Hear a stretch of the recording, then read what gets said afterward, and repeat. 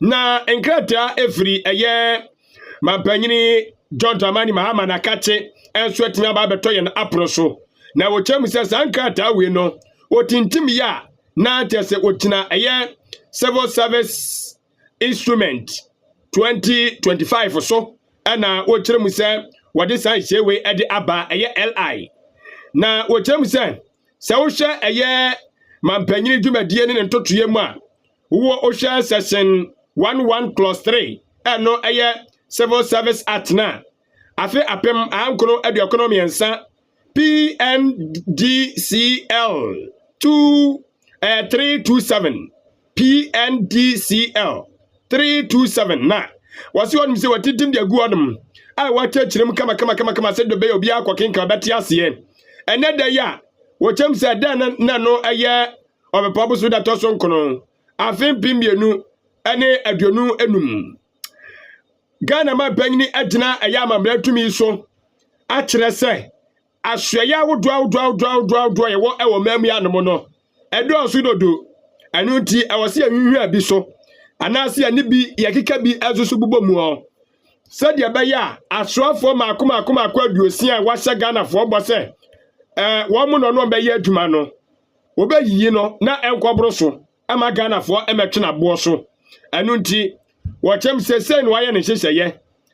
Ministries of the Civil Service no was it say net here since your Ministry of Finance, your Ministry of Health, your Ministry of the Interior, your Ministry of Defense, your Ministry of Education, your Ministry of Energy and Green Transition, your Ministry of Roads and Highways, your Ministry of Transport, your Ministry of Sports and Recreation, your Office of the Attorney General and Ministry of Justice, your Ministry of Lands and Natural Resources, your Ministry of Local Government, Chieftaincy and Regional Affairs,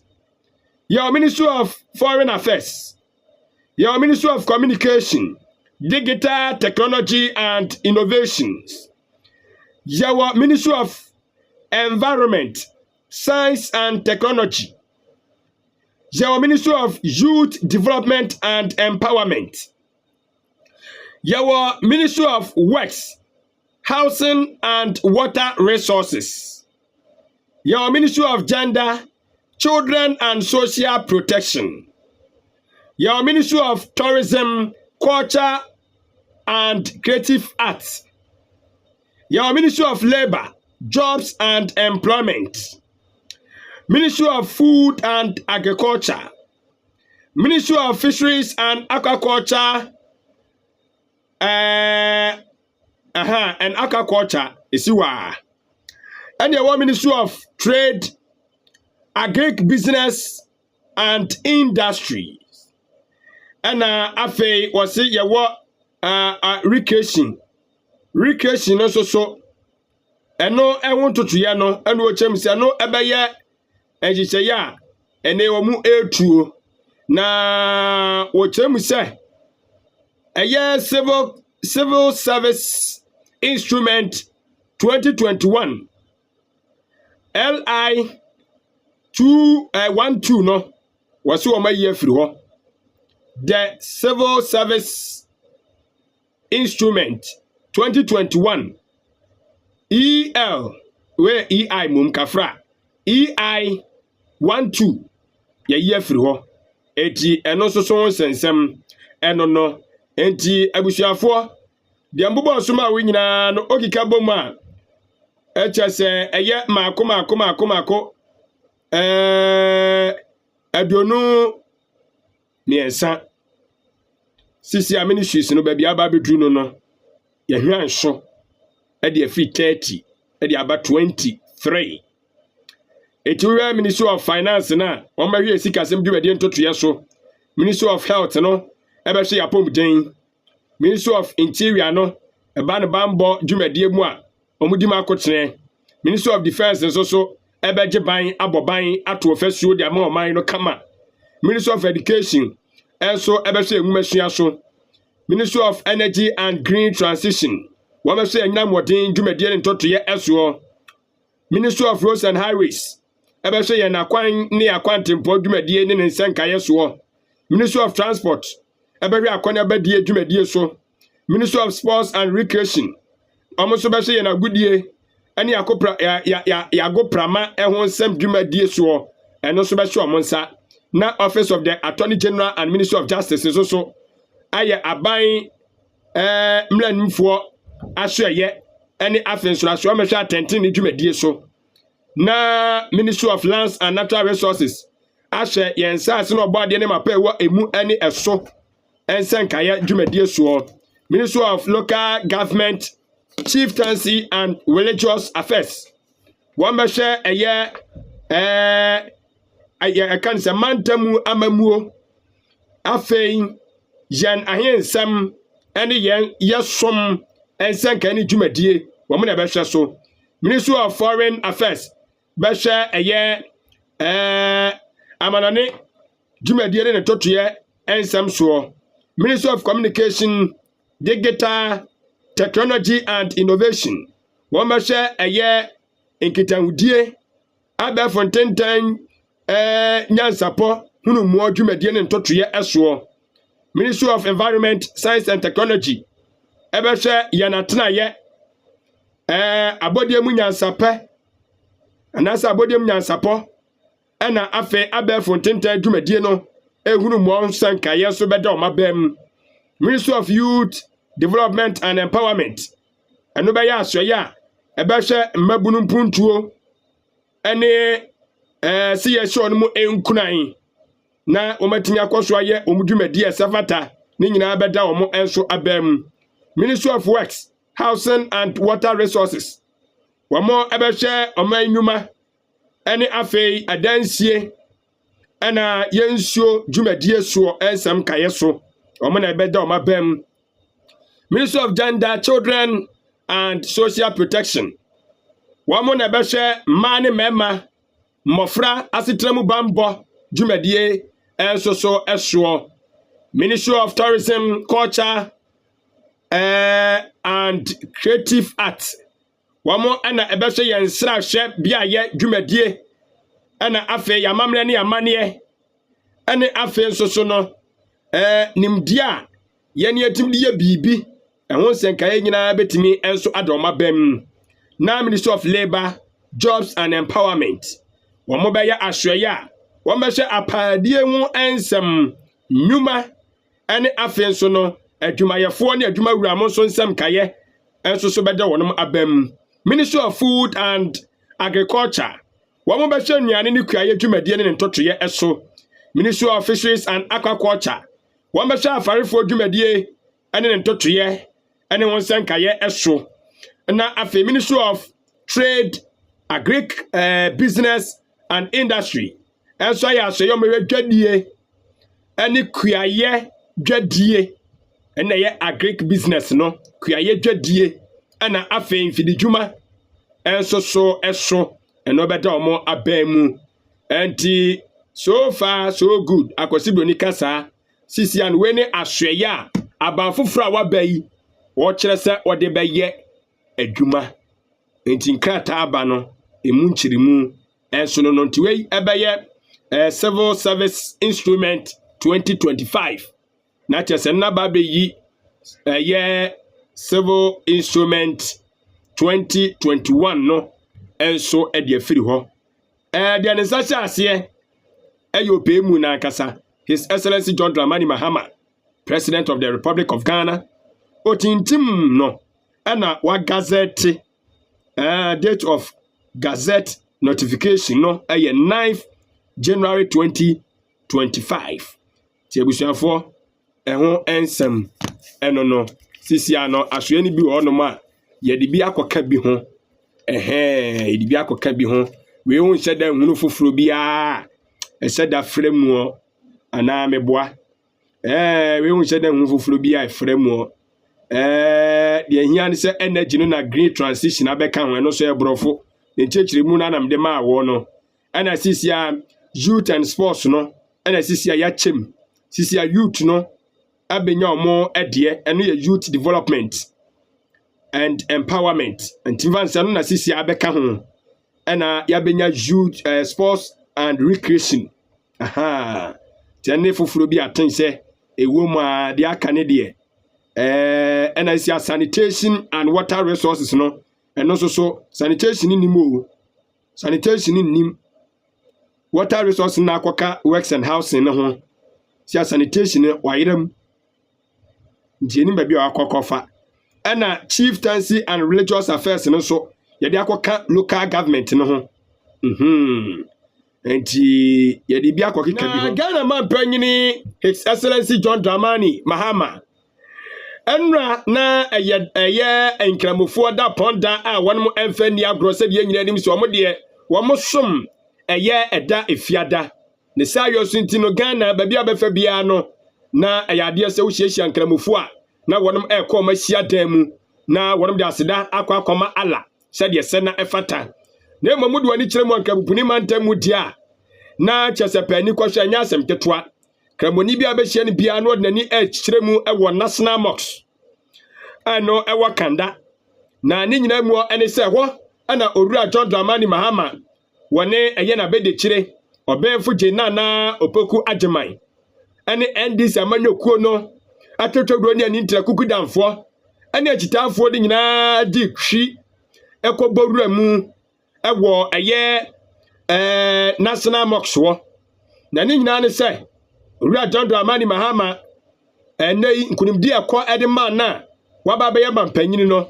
na esafata se wode aseda ede ekoma ala se de nkramofo efre no sense wo pritumi no otuanamon ekọ eye nkramofo aso eye kokọ nkramofo nkro awodo ya chechire ewo mam ya no a wone ekodi nkomo eno enti no wosere wonom se omommo mpa ye mfanta na chinso ama mpa kramofo agepene ene aladi nkomo ama enei alatimi atie Owura John Dramani Mahama sufrede a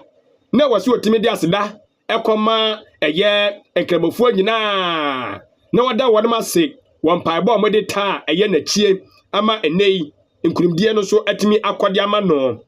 na okopia mu onom no wonya akwanya gina simpie so na wone nkramofo a wo matwa ahia mu sa abre no ebo nkomo no na chese yanikasem esanse eye national chief imam Sheikh Dr. Shaributu sei no atidwumadie na tse a wono so ebuna ni akohoma na no Owura John Dramani Mahama ekire mu se wono sabi oye obi a wono de wo hyebo a wodi so na wabra wo bontoa na wo sere tumi ade Africa na fo titru ni nkramofo no wo bomo ano baka kire wonom se ne nsa so tumi nim se kukura wo chiche bi ode agu akwanso odidie se babuama aye nkramosom no adimu ewo mayimu enu nti no sabre ya ne nsa katumi no nya de se oba betwetwe ne nan ase anase ne nsa ase no be se o munya ntobase ena emeka yeso meye dabi wose yanya de tumi na se ne nsa na waso akofla mu ne waso ane de ne dwumadie afrase enti enhye ni bi no a wode agu akwaso ne se yenyina nim se nkramofo afe no anusia bia womo wo ebre bia omudi tu kwan na wonum nyina kɔbɔ awuram ɛwɔ ɛyɛ Mecca no ɛwɔ Saudi Arabia na ɛhɔnom no omugidie sɛ ɛyɛ konkron ɛbia ya womu nyina kɔbɔ demu ɛde aseda ɛde ma ala na ɔmasra ne hɔnom bambɔ ɛne ɛyɛ tumi a wometimi akɔso ade adu omudwumadie na ɔmatimi akɔso ade akura ɛyɛ nkramosom ne gidie no ensoso emu na eno na Owura eye John Dramani Mahama ekirem se sa hajj na ya omukọ no wo hwe sika ya omutua omom Africa na hanom ekopie mu no ewo eye Saudi Arabia Mecca no sika omutua no sudodo ente wose yetimi eye hu bibi na yete so se de be ya nkramofo dodo na benya akwanya na sa hajj omuso atimi akopie wose na me na okasai so we sika wo mutua ansa na ometimi nya akwanya akopie mu ewo eye sa hajj dwumadie no asia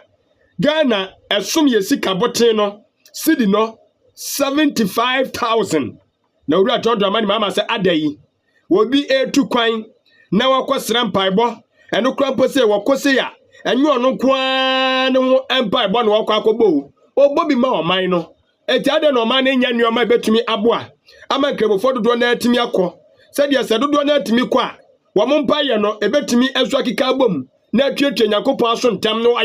waye yakoma so ade se de ama ye ne eti wose wate badwaku a enu ni se no ye woni pa maako enum anewom 5 member Hajj task force and wate wo mo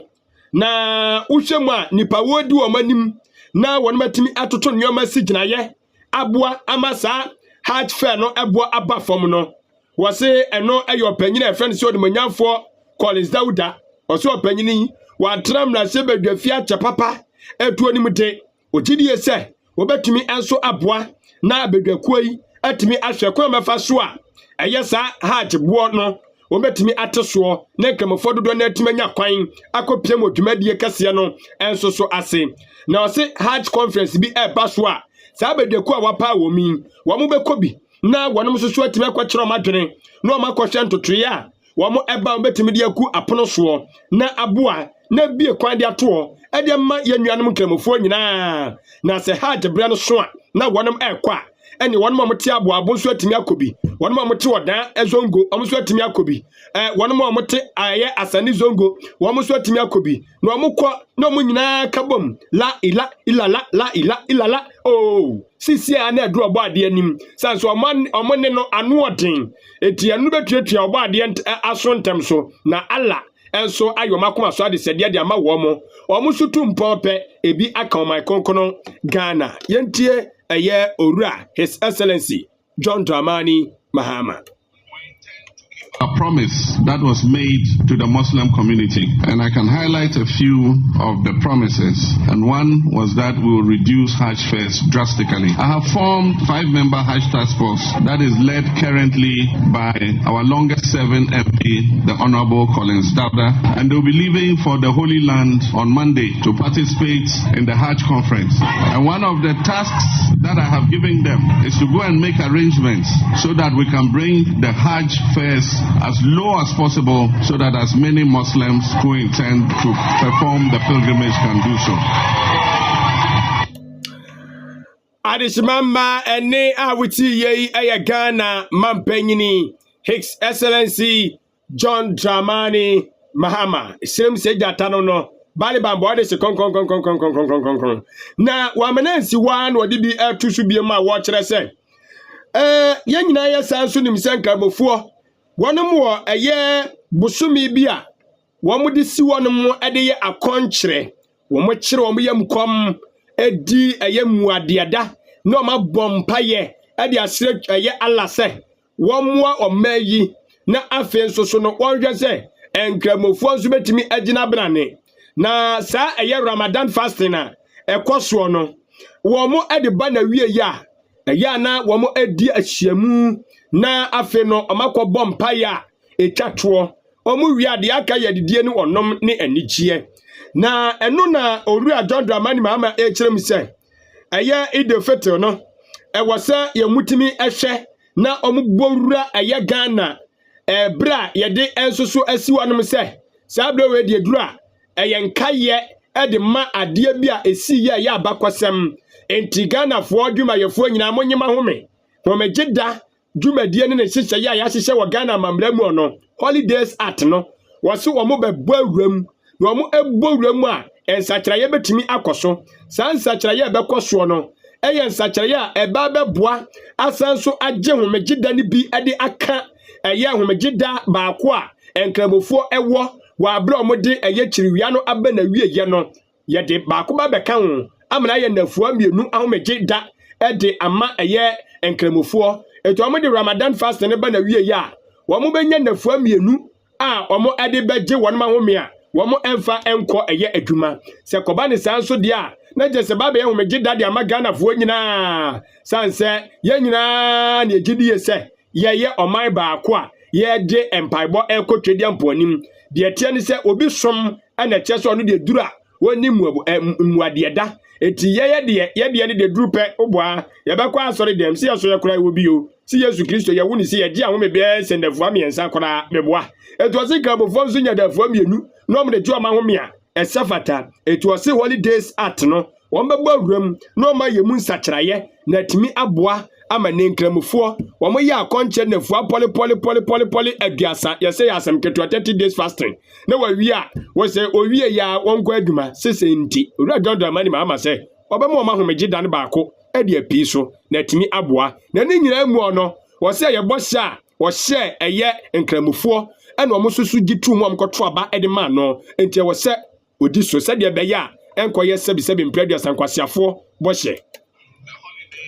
Act to include an extra holiday on the occasion of Eid al-Fitr. And so this year, after we finish the fast of the Ramadan, we will have 2 holidays for the Salah festivities. Ainka FM. Enti abusuafo opanyina wote ne nkan eya Ghana mampanyini His Excellency John Dramani Mahama wodi nsem to dwa ewo eye National Mosque eye Kanda won krabumpuni mantamu na okoya aja wodi sanse we nyina so koto dwa na ne nyina so eya aseda asisia no afirase a wodi eda eye esom agodo akoma na mo so kwasre so omomwa na onya tumi na eni wose akoma na mo so yesi bia chichira aboa no ehwa na eja no enti wawie nkramofo die enra da ye da fiada no nyame ya adom eda wo chena so no megidi yese wone eye akristofo so ebedi ahyiamu na no obi busa se akristofo die yi won be hyiamu wo hene sanse we nkramofo yi sinko ka so obekọ obi abia no akwanka puni mantamu na aja regional mosque no okoda omase na ka bia waba apuye mantamu regional mosque no akono okoda nkramofo ase sisa de ko babre o tuwesie wo komu nyina bomu ewo eye national mosque ana okoda omase bomu tinkramofo die omubusa se obe ni se krenia ye sika national cathedral no so ho a na ka ye nyina yakohia o national cathedral nye no kan komo na enu anu no Dion, see we national of chief say opeso one order na namase obetuma hia omu nyina na che say ye kọ enim yamfa nkonkon hoi